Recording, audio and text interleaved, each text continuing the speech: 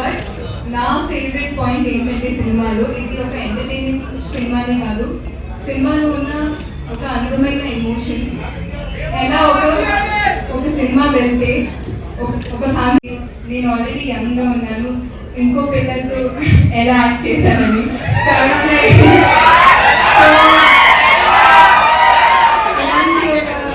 ఇలాంటి ఒక రోజుతో నాకు ట్రస్ట్ చేసినందుకు thank you so much Sriram గారు.